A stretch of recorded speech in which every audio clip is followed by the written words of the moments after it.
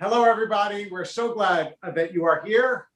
And we have really an astonishingly able and stellar panel to talk about the questions of anti-Semitism, domestic terrorism, and all the unfortunate realities of 21st century life, some of which go back all the way to second century life. I'm going to do brief introductions. I told all of our panelists, all of whom have very long and very impressive bios, that I would rather hear from them than about them. So forgive me if I abbreviate these. Also, I have a personal connection with almost all of them that they may not be aware of. So Joanna Mendelson is part of ADL's national team. She serves as Associate Director for the Center on Extremism, which combats extremism, terrorism, and all forms of hate in the world and online. She graduated magna cum laude from Emory. My connection with her is my brother is the head of the Ethics Center at Emory University. So I have a connection with Emory, and also she has a dual degree in conflict resolution and Spanish, which are not always and lives and works here in LA. Avi Gordon is Executive Director and alum of Campus Fairness, the national alumni network that combats anti-Semitism and anti-Israel rhetoric on campus. He's worked at Stand With Us and was the Emerson Fellowship Director at AEPI, and he hails originally, as I do, from Harrisburg, Pennsylvania, which makes us a pretty exclusive fraternity. Brian Levin is director of the Nonpartisan Center for the Study of Hate and Extremism and a professor of criminal justice at Cal State Bernardino. He received his bachelor's with honors from my alma mater, and there's my connection with Brian, the University of Pennsylvania, and his Juris Doctorate from Stanford Law School. Holly Huffnagel serves as the AJC's U.S. Director for Combating Anti-Semitism.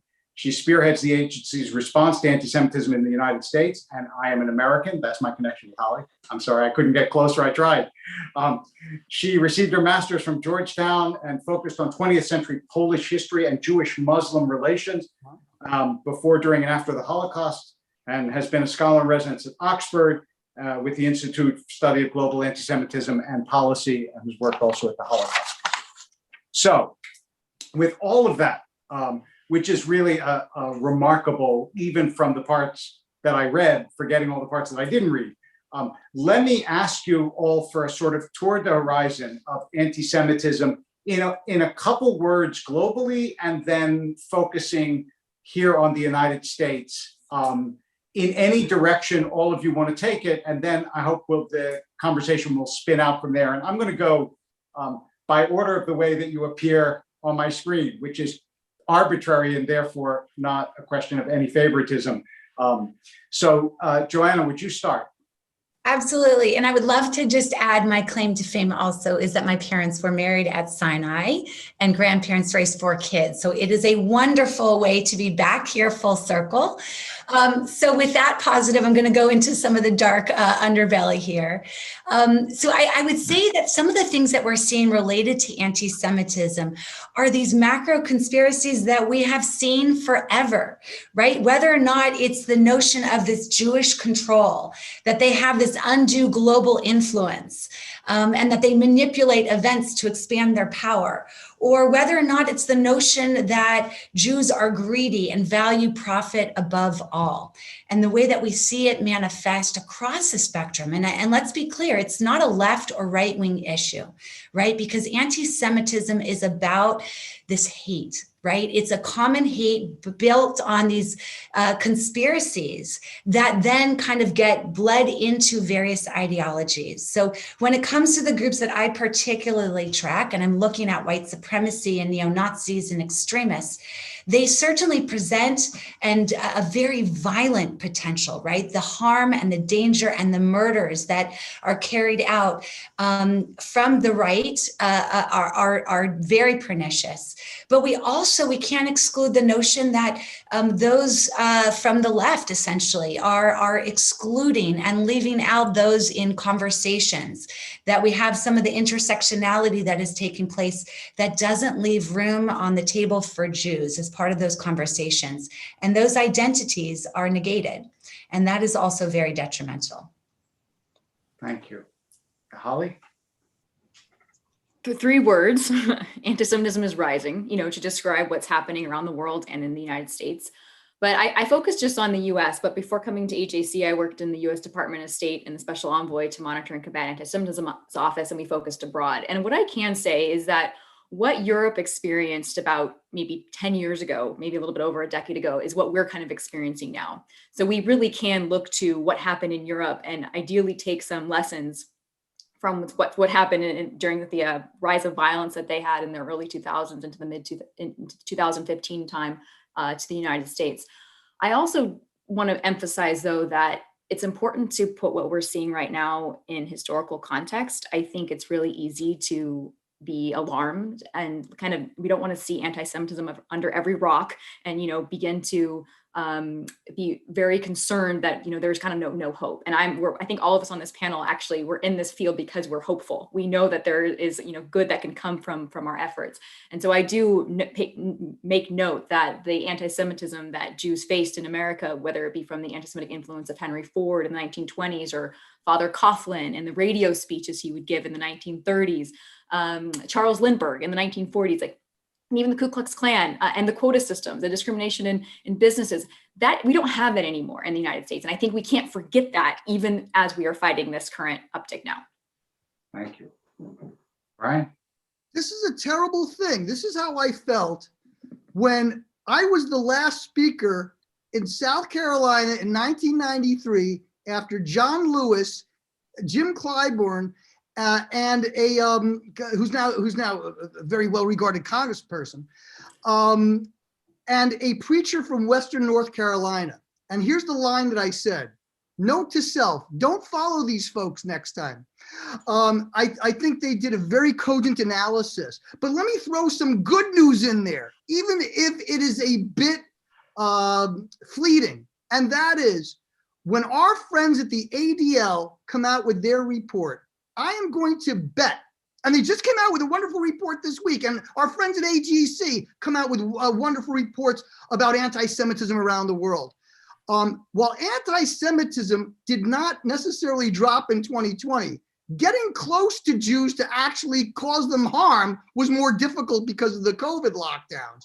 So in New York and Los Angeles for 2020, we're going to see an unusual decline in anti-Semitic hate crimes. So that's a good thing. The bad thing is those conditions which existed before the pandemic have been hypercharged for later.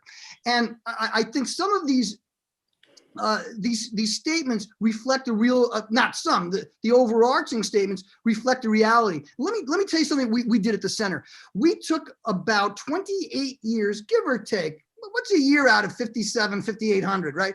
Of anti-Semitic hate crimes as enumerated by the FBI. And what was interesting was in the past, we would find peaks around Israeli-Palestinian or Israeli-Arab disputes. Most recently, though, we're seeing peaks and surges around political events. Mm-hmm. So for instance, listen to this. The worst month for hate crime overall over the last decade was November 2016, election month. And the worst day was the day after election. However, the second worst month was October 2018. And what did we see right before that midterm election? The Tree of Life massacre. Last year, 2020 was a year where, thank God, we did not have any mass or attempted mass killings of Jews in the United States that got to a real operational level. But what I'm worried about, and bear with me, is we have now seen an invigoration of the leaner and meaner parts of the hard far right. And what we saw in the 1970s, after Nixon was elected, was the left, particularly the extremist part of the left, became more active. We were seeing a bombing a week. And unfortunately, what I think we're going to see when we have fringe groups, not people of goodwill, not conservative people of goodwill, but the real fringe groups feel that they're disenfranchised. They're not dressing up in their khakis and tiki torches and doing the marches that they did in 2016. When they were more public and more brazen, we actually saw a brief respite with regard to extremist homicides. So what I'm afraid of is this very anti-establishment conspiratorial world that we're living in. The last stop is always the Jews, and sometimes the first stop too.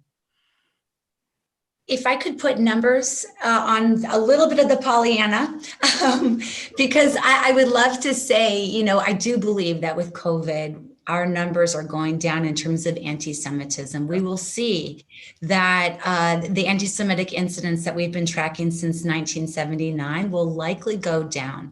But we're on the heels of a year where anti-Semitic incidents were at an all-time high since we've been tracking since 1979, where assaults doubled from the previous years. So we're definitely looking at a moment in time where it's not only the fringe, but it is the kind of the garden variety of those who are engaging in not only anti-Semitic incidents, but assaults. And those assaults include Muncie. It include Poway right in our backyard, where people, while they prayed, are targeted for their belief system. And I think, you know, Brian, you're absolutely right in terms of, you know, some positivity that we have around this issue, but we're still at a moment in time where these numbers are pretty frightening. And that there is a lot of work to do. And then add to that this new fringe that you've talked about, kind of this, you know, this new world of those who feel empowered and disillusioned by the democratic process, who feel anger about the election results, and who mobilize, as we saw on January 6th. But I'll take a Avi, hold on 1 second. decrease. Let me just go to Avi and then I'll come back to you. Avi, go ahead. LA any year. But you know what? Unfortunately, Joanna's right.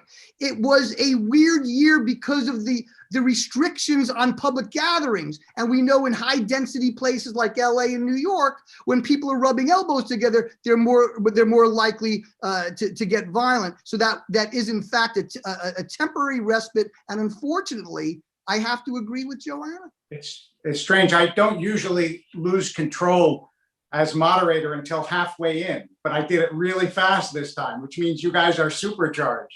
Avi, your turn. So first of all, thank you, Rabbi Wolpe, and for having us. And the Harrisburg connection is always a very deep one, I think, for both of us. My mother, I can tell you, is felling right now. She loves this connection because she went to school with your brother. And anyways, it's an exciting time, and very happy to be here. I'm down in Florida, but I'm very happy to be part of the virtual Los Angeles community. And I think I want to kind of bring it all together with the already charged conversation that you just mentioned between Brian and Joanna just now. Is I think Brian's point is well said in that, you know, yes, the physical things aren't happening because we're all, you know, in lockdown, we're all being extra safe. But what we're seeing at Alums for Campus Fairness, we work, you know, not directly with students, but we work on campuses. We work with many of our partners who work directly with students. And we're seeing that these anti-Semitic actions, these programs, they're moving from in real life to online. And because they're not there, because students aren't necessarily there in person, there's a lot of hybrid, you know, classes going on, as we know. I think that the anti-Israel is how I like to say it, or in many cases, the anti-Semitic notions are even stronger than they were face-to-face. You know, student, it's easy to sit behind a keyboard and go to town than it is for them to be in front of a person face-to-face and have a conversation. I've been working in this field for 10 years, and obviously this is first of its kind dealing with the pandemic, but I can tell you having conversations in person can make a world of a difference, and being behind a keyboard can also make a world of harm. And that's what we're seeing certainly on campuses across the board. They're being supercharged, and you know, there's different communities that are popping up, such as one that we're partnering with, Jewish on Campus, that has an extremely robust Instagram following. Instagram is, and TikTok is where all the college students are at now. And on Instagram, they're sharing with over 30,000 followers these anonymous stories of anti-Semitic activities and these small microaggressions that are happening to these students on a personal level, whether it be with a teacher, whether it be with a fellow student, maybe it's a friend of theirs that just makes a comment, and they're sharing these stories. And so, yes, thank God physically, you know, the things that happened, Pittsburgh, that obviously was I would say a watershed moment for all of us. Has not happened, thank God, and God willing, it will never happen again. But these kind of the ability for these hateful acts to happen online is something that is being addressed and is a very real issue. So I want to take, first of all, after those really helpful and concise summaries, and by the way, you can put questions in the chat, everybody who's watching. I want to turn for a second to the psychology of the anti-Semite, especially today, because my sense is something that I think I understand now far better than I did years ago, is that the sense of oneself as a victim is often a really fertile ground for Jew hatred. That is, I have been oppressed, I have been victimized, I have been hurt, and I'm not sure, by the way, we were talking about this for just a second beforehand, that this isn't part of anti-Asian hatred as well. Here is this group that, to my eye, is not oppressed, is not victimized, is not, and therefore I identify them as the victimizer of me.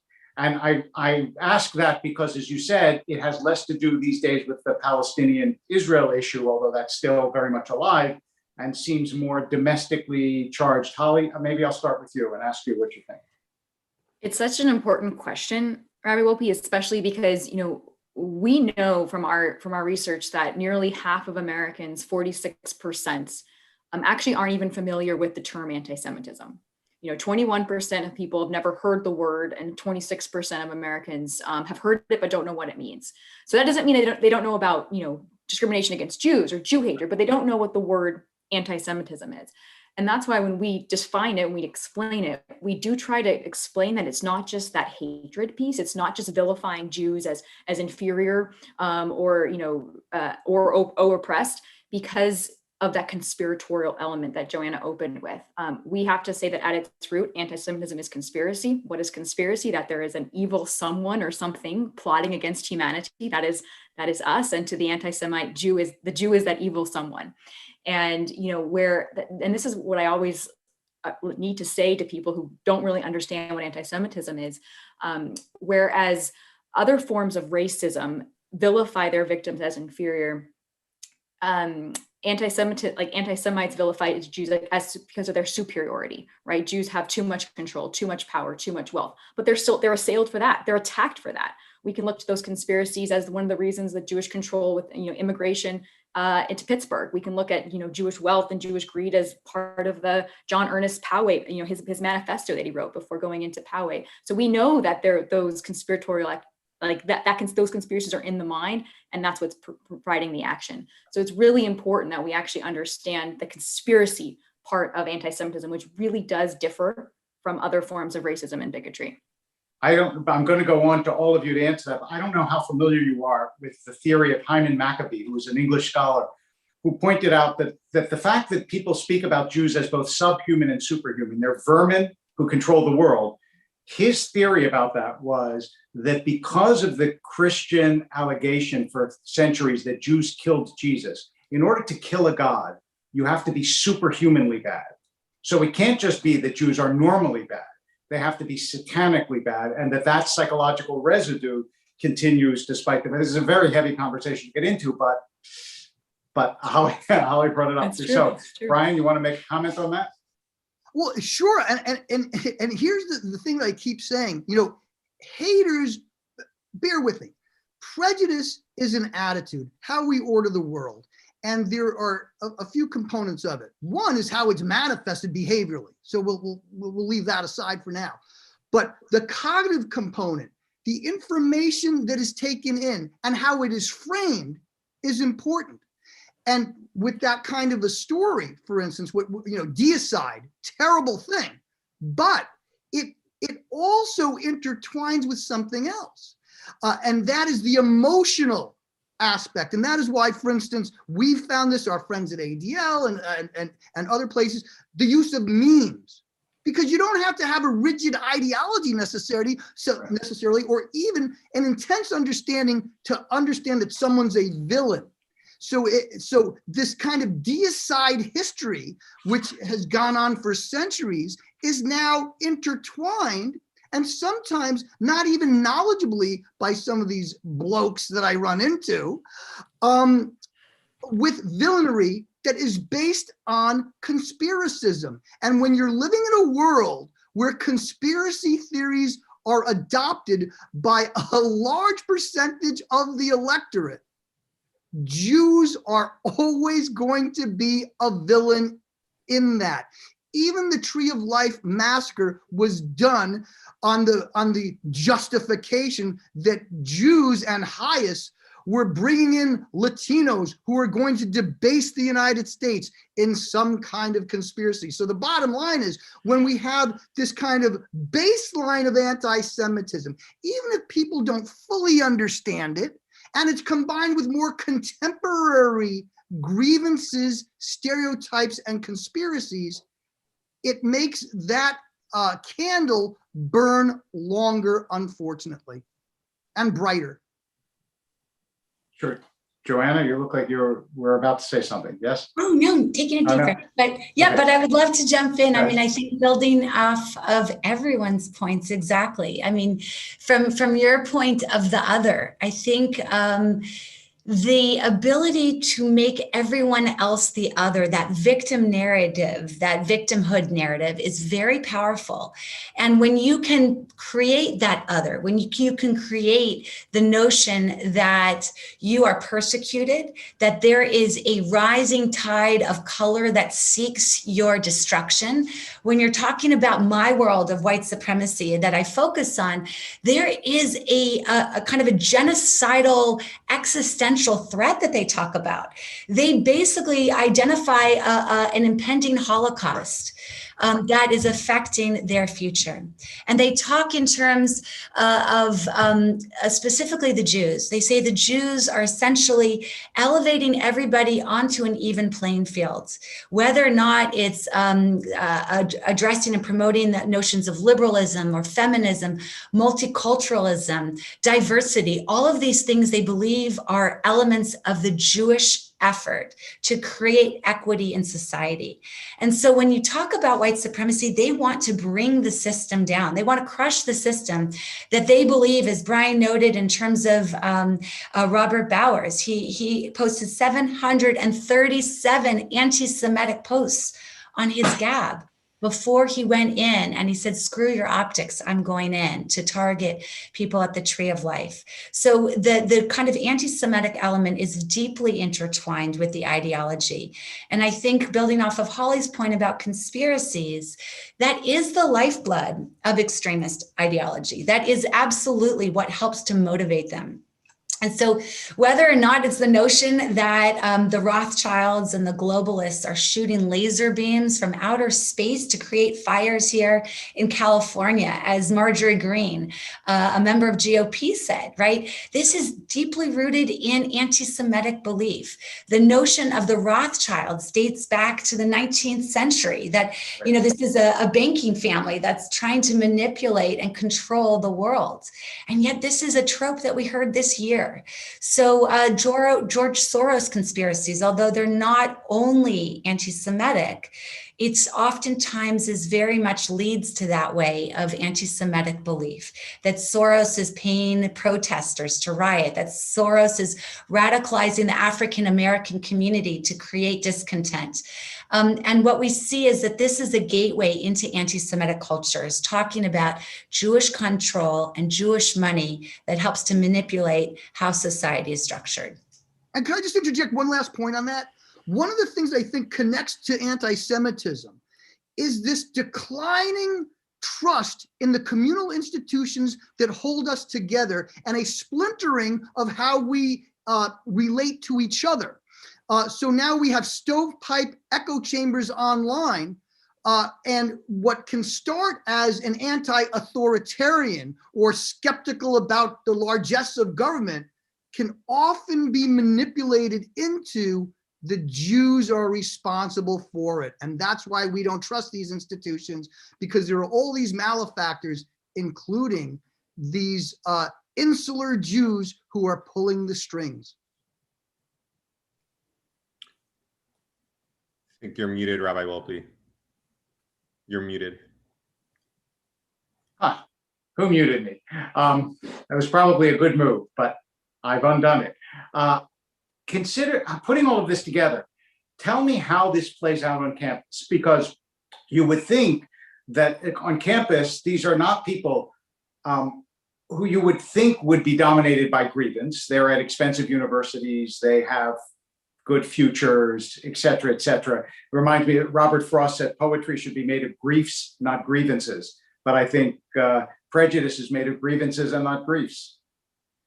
It's a great question. I think everyone's points are really well taken, but I want to bring obviously focus it on the campus level, and that's intersectionality, plain and simple. The idea that you were oppressed, therefore I'm oppressed, therefore we should meet together and be friends, and we have this intertwined, this intersectional connection.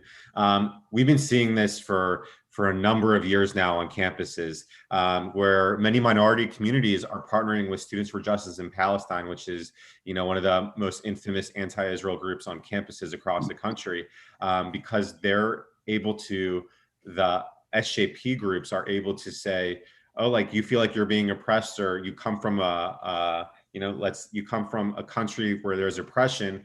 Well, we're oppressed too as Palestinians, and the Israelis and Hillel and the Jews, they're all a part of this entire conspiratorial ideology, and that's how students see it. So students, I can tell you, even when I was a student many moons ago at Binghamton University in upstate New York, I made a large effort to work with the Black Student Union, the Asian groups, et cetera. And it worked at the time because it was many moons ago, but now the Jewish students are getting iced out, essentially.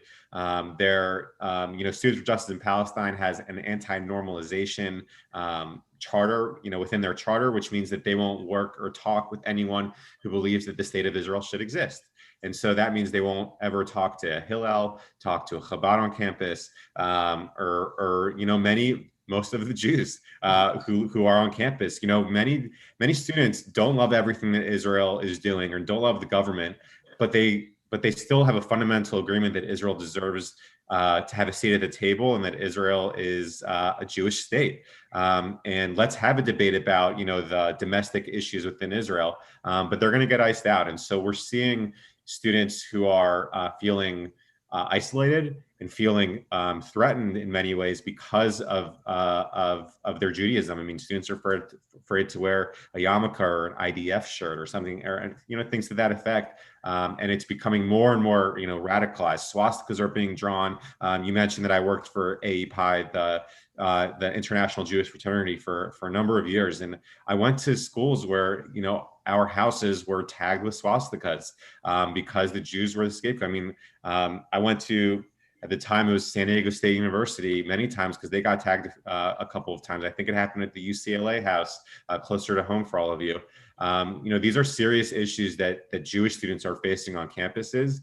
And I think that it's important for all of us to rise up and come together as a community. And that's what we aim to do at Alums for Campus Fairness, is bring alumni together as a unified alumni voice to help support the students on the ground who are facing these extreme challenges.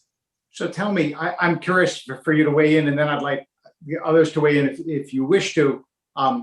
We know that we live in a world, we always have, in which there is racism, there's misogyny, there's prejudice against a whole variety of groups. Is it analogous? Is anti-Semitism in some significant way different, do you think, from other kinds of hatreds? It's different in that it's masked a lot of ways by being anti-Israel. It's not that students will say, it's not that I have Jewish friends. I love Judaism. I love bagel and lox, but then they'll go on a whole tirade against the entire idea of the state of Israel existing. And so they use attacking Israel as a scapegoat, or as a veil of actually their anti-Semitic beliefs. And so I think that it's an easy kind of cop-out, I would say. It's not such a black and white, this is anti-Semitic. Many times students feel that they're being attacked because of what they believe, or or professors are making comments about Israel, that Israel shouldn't exist, things to that effect. Just, it's a math teacher who's sharing this, right? Like, what are they even talking about Israel for? But they bring it up. And so we're seeing, students who feel this way, but then they bring it up, let's say, to the professor or to the administration or what have you. And it's not taken as serious because it's not defined. And that's why we and many other organizations, I used to work at AJC, and we worked on the global level, adopting the IHRA definition of anti-Semitism. It's incredibly important so we can define it, so that we can be able to say that is anti-Semitic, here is why, and here are, here's what's going to happen, here are the consequences for that. Avi, if I could just jump in to what you were Please. saying. I actually think it's so important to look at anti-Semitism within that, that wider umbrella of racism and other bigotry and these other issues we're facing, but see it separate, especially because of that conspiratorial element and Jews being accused of being superior and assailed for that. So that's part of it. But we also see a blending of them. And I really see this, especially with misogyny and anti-Semitism. And we see a lot of Jewish women, especially Jewish women, like in positions of power. We saw this in the UK, for instance, with former MP Luciana Berger, who was, just misogynistic and anti-Semitic comments combined. You see that intertwining of those two. The one thing I'll say here, and this is where we have a challenge, where I sometimes think that somehow anti-Semitism gets a free pass of bigotry, it's not taken as seriously as other forms of racism. And it's something that I think we're working, against that, is Jonathan Friedland. He's a journalist in the UK. He had an incredible article about victims defining the persecution against them. And he said, we look to women to learn about sexism and misogyny and what that feels like as a victim. We look to, English, like people who are Black, or even here in America, African Americans, to define anti-Black racism. We, look to the LGBTQ community to define, like, what does homophobia look like? But, when the Jewish community says this is anti-Semitic, it's almost like, we get a long lecture of, actually, no, it's really not. It's, and someone else is describing it to us. And I think that's an interesting difference. That is a double standard, I would say. And that's another piece of this puzzle that somehow makes anti-Semitism a little bit different and something we need to actually really address head on.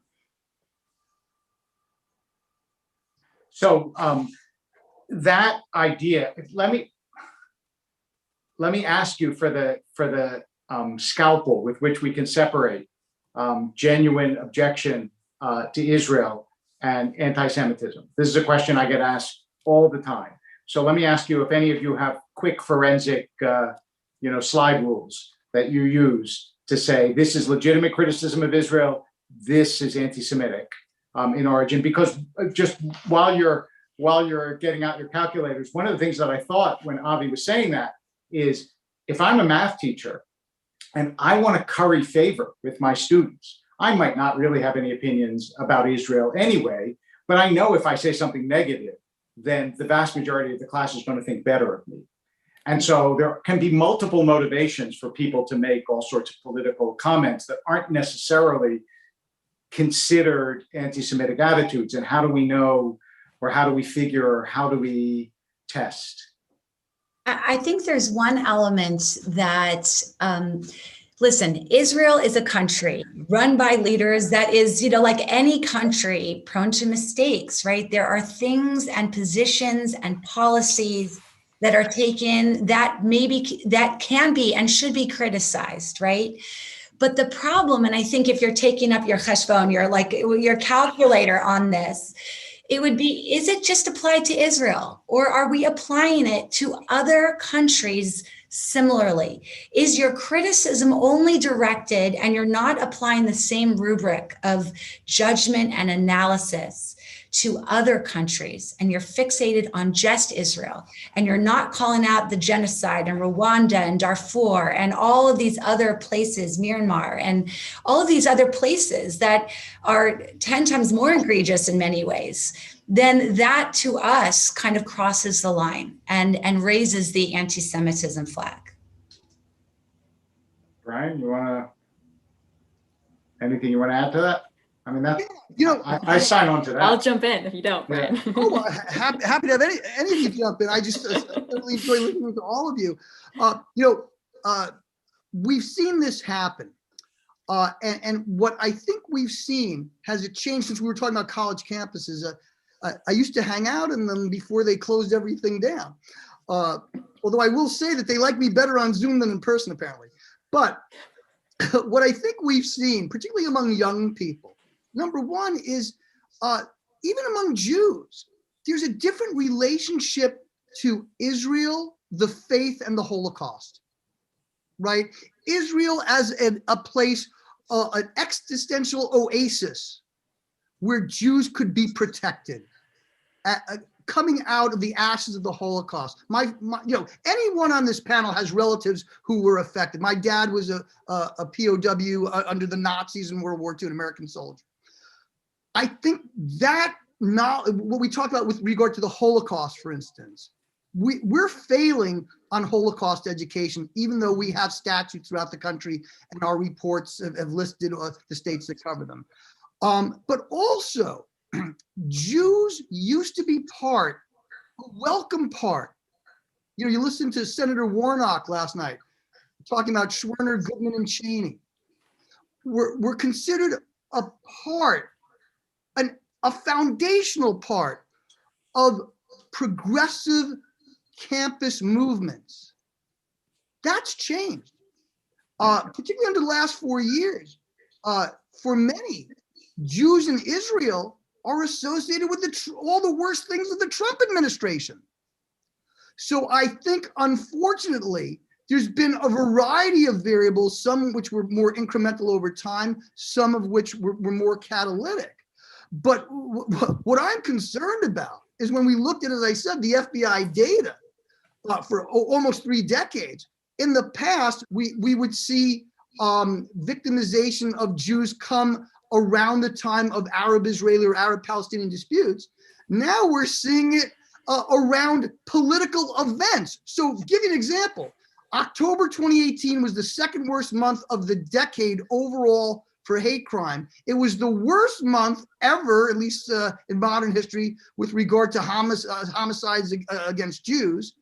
But actually, it was November that was one of the worst months of November of 2018. It was one of the worst months by event, not by homicide, right? So what I'm saying to you is, we're now seeing Jews kind of brought in there as kind of a punching bag when there's political tensions. And that's a problem, because now we're seeing the mixture of politics and hate crime. One last point. 2019, which was a terrible year for anti-Semitic hate crime, Jews were the #1 targets in New York, LA, and Chicago. We hadn't seen that, for some time. What was the worst day of the year for hate crime overall? And it was spread fairly evenly. It was the day after impeachment was announced against President Trump. So what I'm saying is, people are lashing out at groups based on political differences. And again, who's the type O group, the one that's universally always available for that kind of scapegoating? Jews, unfortunately. Rabbi Wolpe, you asked Yes, about the line. I don't think we can just say there's always a definitive line on where the criticism crosses. It's a contextual, case-by-case basis. But one thing I do think is worth mentioning here, and I'll be brief so we can move on to other questions, is taking a step back and looking at why there was ever a need to look at something called anti-Israel anti-Semitism. That it really wasn't looked at until the early 2000s, when all of a sudden you had Jews being actually even killed in Europe and France and Toulouse, synagogues being attacked in response to quote unquote Israeli actions, where Jews were this, I don't want to use the word surrogate, but like Jews around the world were being somehow harassed. And this is the issue. It wasn't being called anti-Semitic by governments. It was called, it was arson. It was, when a synagogue was firebombed, the acts were criminalized, the penalties were, but they didn't have that anti-Semitic element to it. And I think there was a need to really understand that there was anti-Semitism motivating some of these issues. And so I think when Jews are being accused of being more loyal to Israel, that dual loyalty charge, or when Jews are are accused of, and Israelis inventing the Holocaust for sympathy. Like there really are several times where there are connections, or when anti-Semitic tropes like the deicide charge, the blood libel. We see this coming up in political cartoons in the Middle East to assail Israel, like these old, Christian medieval accusations being recycled to blame Israel. I think that's where that criticism has gone too far. So maybe that is that line. So it is important, and we have to talk about it now when we understand contemporary anti-Semitism, this anti-Israel piece. I will, since he's my cousin, columnist and political advisor in Australia, Bruce Wolpe, says criticism of Israel's democracy and how it works, legitimate. Criticism of Israel that questions its right to be a Jewish state, anti-Semitic and illegitimate. Thank you, Bruce. What about some tropes that actually are fairly new, like Holocaust denial? Joe was asked about that. He says that I'm not aware that it's included in curricula of some schools, but he says that it is.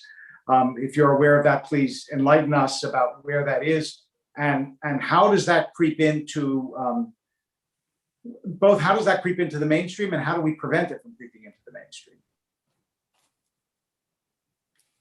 First of all, if that happened, please alert ADL, and we'd love to get involved in terms of, any type of curriculum that is pushing and promoting that narrative. But, if we don't understand our history, we're bound to repeat the same mistakes. And that's kind of the mantra, right? That we have to be aware of the past to kind of be able to prepare for the future. And so it is critical. Not only have there been many studies, I know Sharon Nazarian has spoken to this group before, identifying studies that have shown that when you study the Holocaust, it builds empathy. When you study these mass atrocities, it builds empathy between the other. And it is a critical part of our understanding of our educational process, not just the Holocaust, but of other genocides and other atrocities where there's been an abuse of power and tyrannical order, so that we can learn, we can identify those markers within our own society. So let me ask you, I mean, since we're all friends here, we can ask sensitive questions. It seems to me at this point less an issue in the United States, but I wonder whether you think it will be an issue in the United States. We've been discussing anti-Semitism on the right, which is clearly dangerous, and domestic terrorism, at least so far, has been a product almost exclusively of the right. But in Europe, anti-Semitism not only comes from the left, but comes from a hardcore Islamist group in the left. Is that a fear in the United States? And to what extent is it a fear in the United States? And anybody who wants to touch the third rail may begin. Well, I mean, I'll talk data, right? Because I think data helps to understand policy, helps us to understand the landscape. So when we're talking about domestic extremism here, when we're talking about the types of threats that we've seen from across the spectrum, right? From right to left, from Islamist extremists to Antifa, white supremacists, neo-Nazis, sovereign citizens, like the whole gamut of domestic extremists. We see an overwhelming majority. In fact, last year, ADL's study showed that 2020 had 94% of all domestic extremist-related murders were perpetrated by right-wing extremists. And the majority of those were white supremacists.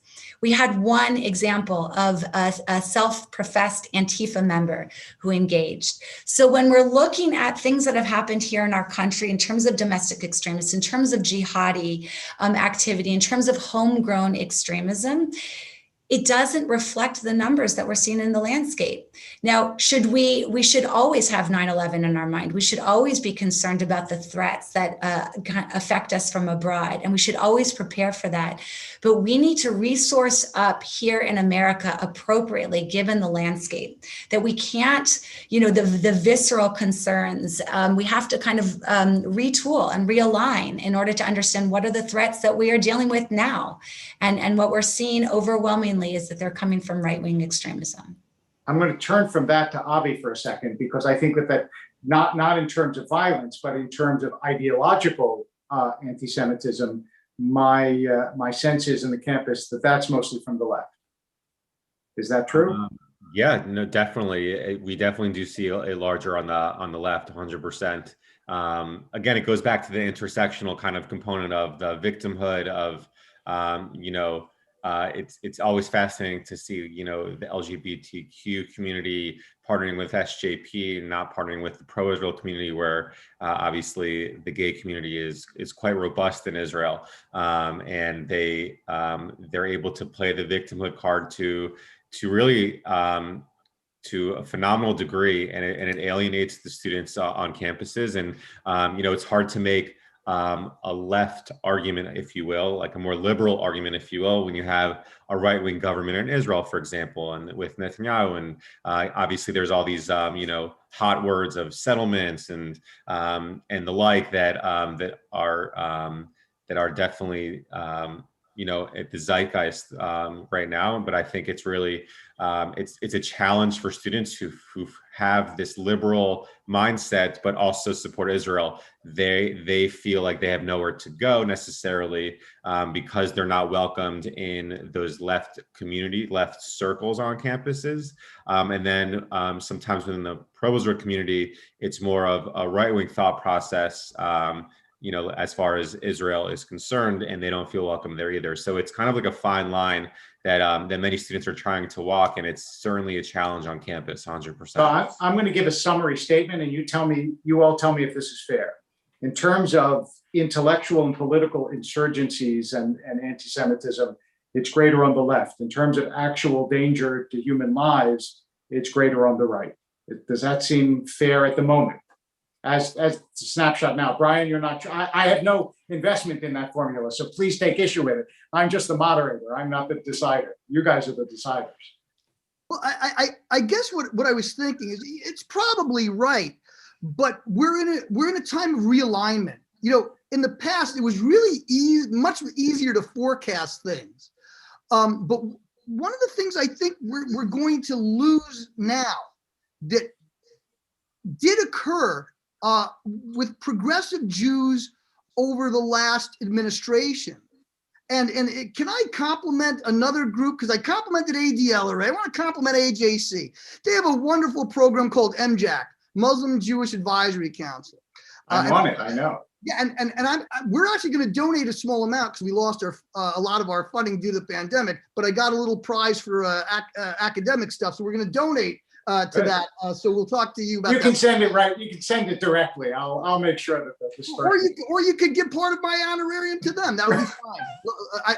I love all the Jewish groups like I do my children, all the same. But I do think there was an opportunity, and it's something that still exists. And that was when we were seeing horrible things like the Muslim ban, for instance, and blatant attacks on religious freedom that were directed against Muslims. The Jewish community, including I think everyone at this table here, really rose to the occasion. And that created a certain kind of tenuous working group, not perfect, but tenuous. Here's the problem. What's going to happen when the target of this coalescing is gone? In other words, the Trump administration, at least for the progressive Jews. And one of the things that we've seen about progressives is that they are very good at infighting. So unfortunately, this glue that held many groups together across certain grievances might now be on much more tenuous ground than it's ever been, because the target of these kinds of religious indignities is now out of the White House. And remember too, the Trump administration initially, with, for instance, Holocaust Remembrance Day, didn't even mention Jews. So there was this, I think, this opportunity. And what I'm afraid of is that it's going to be a lot more difficult for Muslim-Jewish relations. And that's something that our center is going to be addressing much more in the near future.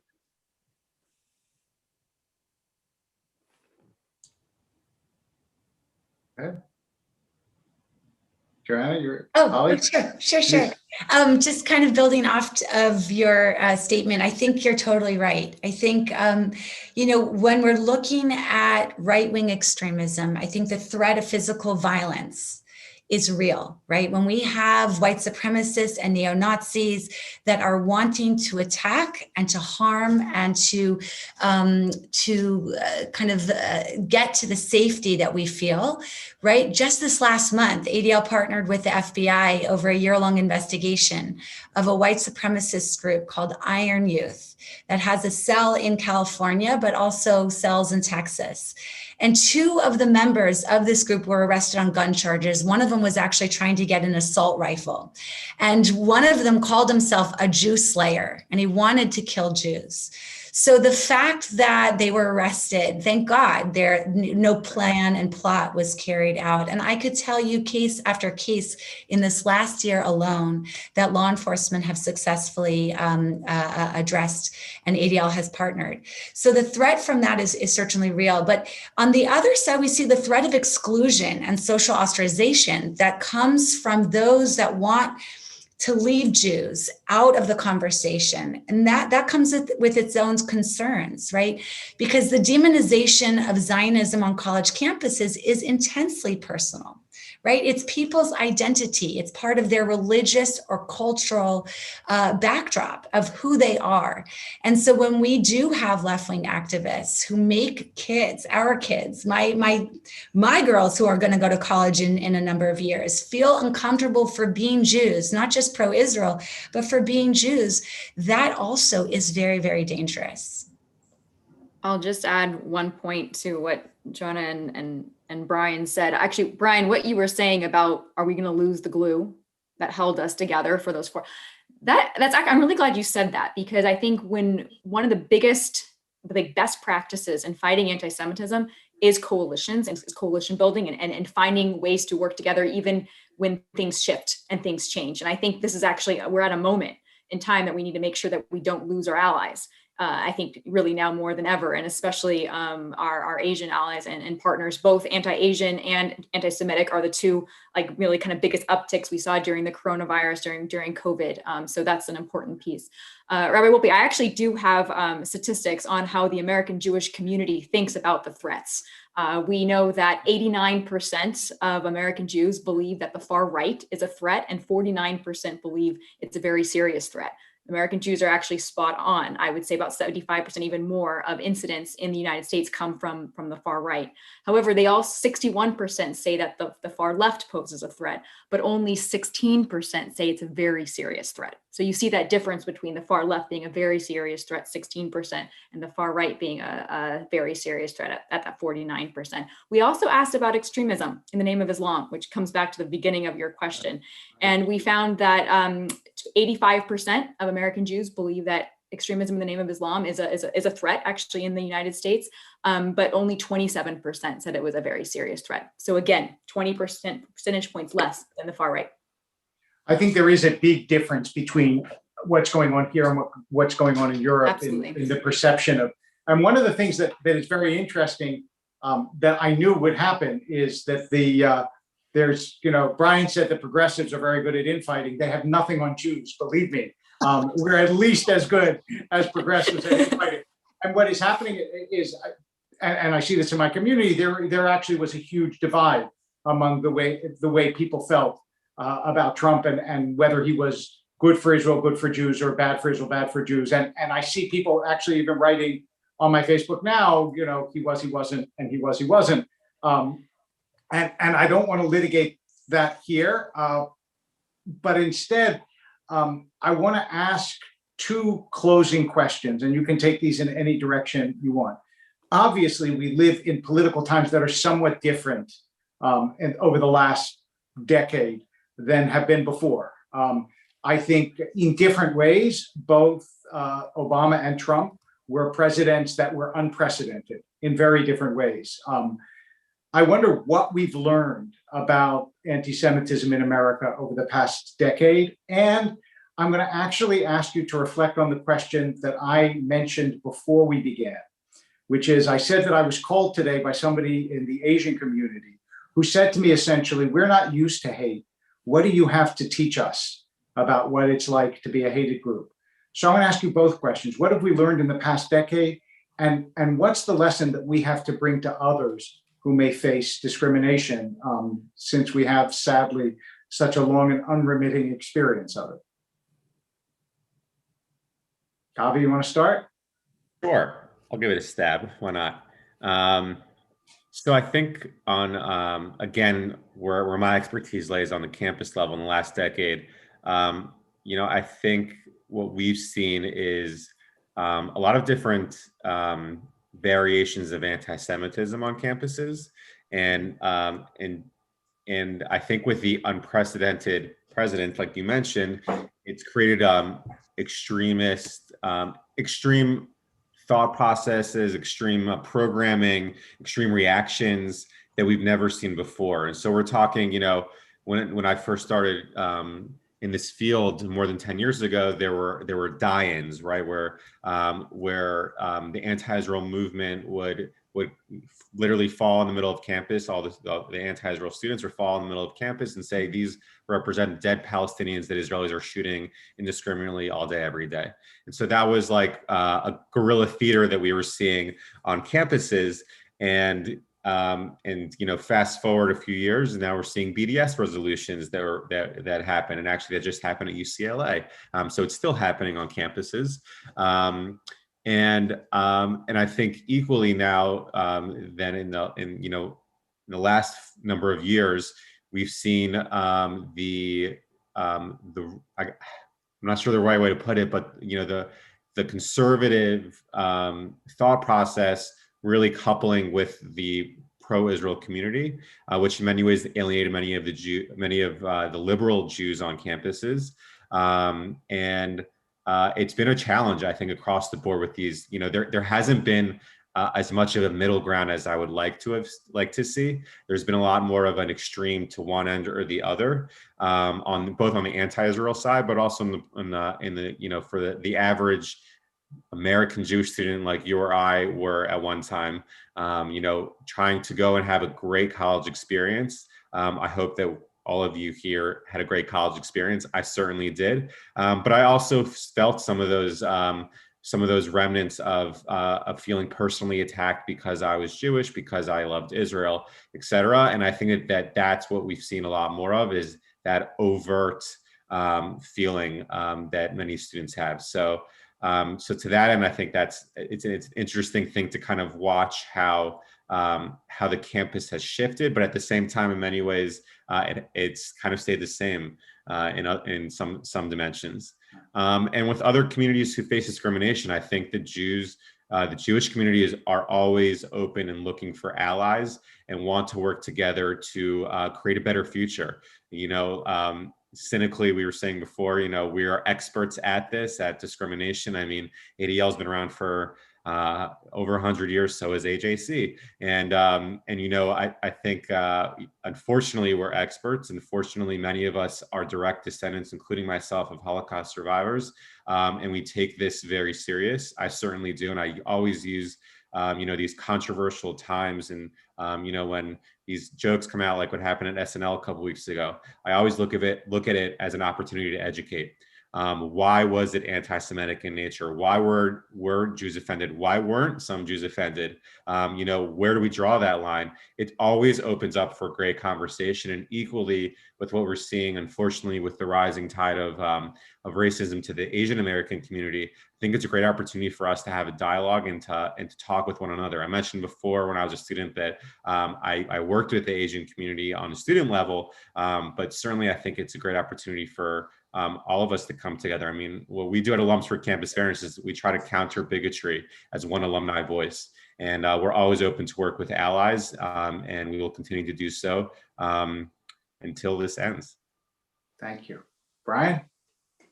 Stand up, number one. Stand up. Say, this is my community, this is wrong, and this is not what America is about. That's what the heck we have to do from any community. The other thing is educate. There's a lot of ignorance, not only about Jews, but about our Asian American friends, families, and neighbors. Coordinate and then keep it going, sustain it. Don't let it be just a one gathering thing. And the last thing I would say is use the infrastructure that we have institutionally with respect to hate crime and be a full part of it and work on better solutions. One of the things that I'm working on is getting a state of hate commission here in California. So it's not just ADL and AJC and other groups, but it's an independent kind of anti-hate entity. And I think we have to do that informally as well so that we can coordinate with other stakeholders. And what I would say to the Jewish community in particular is this is an opportunity. This is an opportunity. And what I would also say to all the communities, and this is something that nobody likes to hear. It's not only white supremacists that are committing hate crimes. And it's not, and sometimes the bigots that exist in the world are within our own individual groups. So what we have to do is make sure that those of us who are Asians and Jews of goodwill, who do not have these kinds of prejudices overtly, to stand up and say, I'm with you and we share these American values and you're part of our community and family.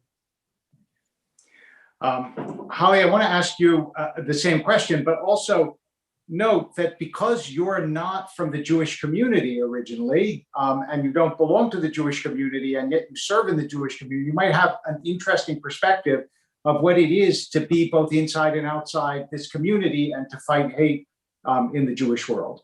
Be gentle.